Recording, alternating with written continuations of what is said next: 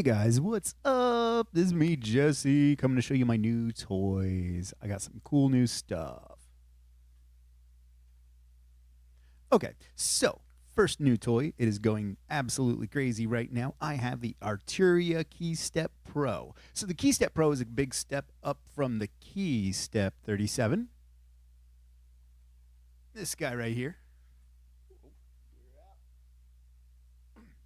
So this essentially has one sequencer and one arpeggiator engine inside of it, and it can't do them simultaneously. So you are stuck. Do you want to run a sequencer, or do you want to run an arpeggiator, and you can only run it to one thing? So that is this one. But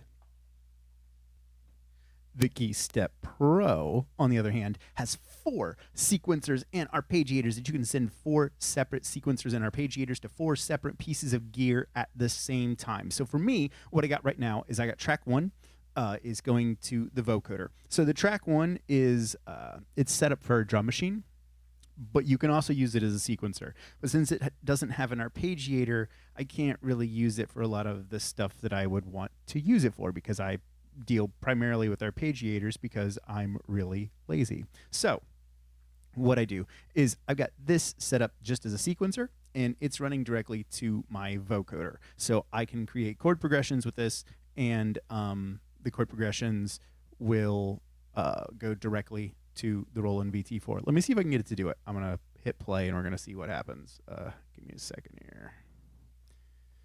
I don't want it to go crazy. Let me see. Okay, check, check. Check, check. 1, 2, 3, 4. And you can see it's going to go through an arpeggiation or a sequence of chords. And it's changing my vocal based on chords I've already sequenced into it. So it's going over with the chords that I've already sequenced into it, which is super fun. So all I have to do is play the chords one singular time, and it will continue doing them forever, which is just the bee's knees.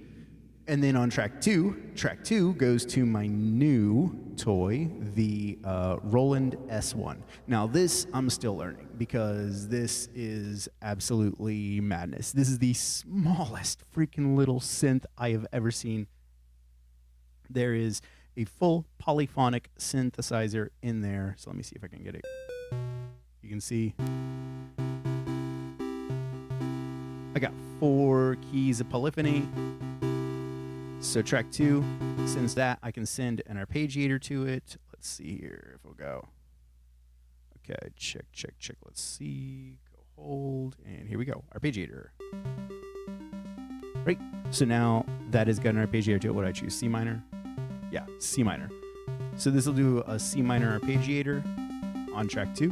Okay, and it's got a cool little mute. All I have to do is hit the mute button. It'll mute it, which is awesome, which is super great. I'm going to mute that. And then I'm going to go to track 3. Track 3 is my Behringer Crave. So this also has another sampler or another sequencer arpeggiator in it. Does it do anything? It's not. So let's go ahead and play an arpeggiator chord. Gotta hold. Gotta click hold.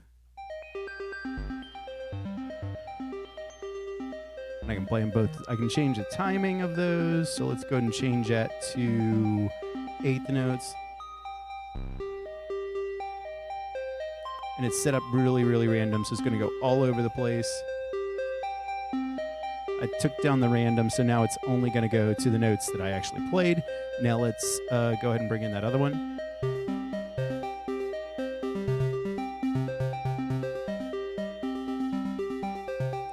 The Roland also has a really cool reverb and a delay.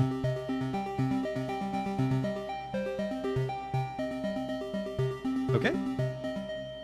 So those can go at the same time. And the final track on this is 4 separate engines. The 4th engine is going to channel 6 on this.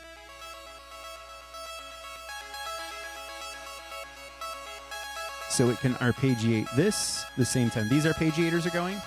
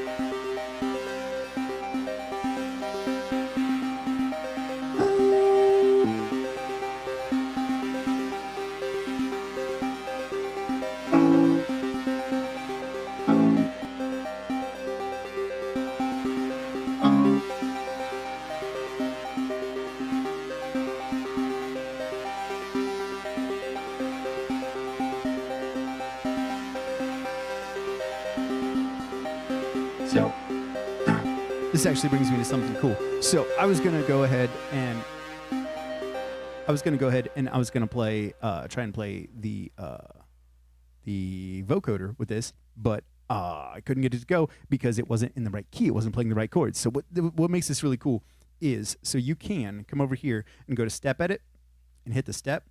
And if you can see, there are all these little itty bitty flashing lights here. Those flashing lights are what keys are being played at that step. So I'm going to go ahead and change that.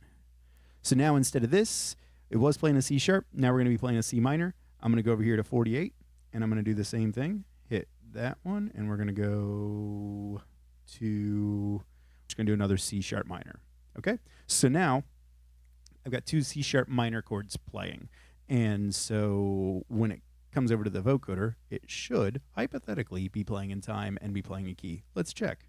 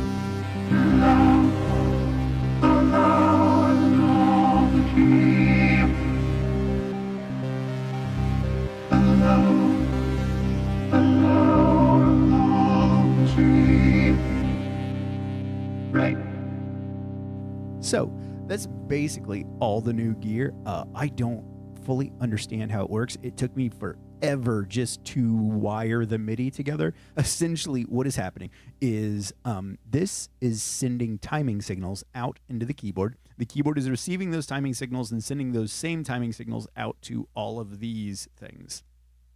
At the same time, this is sending timing signals out into this. This is sending MIDI signals out, MIDI key signals out into everything else. So the keys are going out into everything, including back into the circuit rhythm. So I can go over here to channel 4 and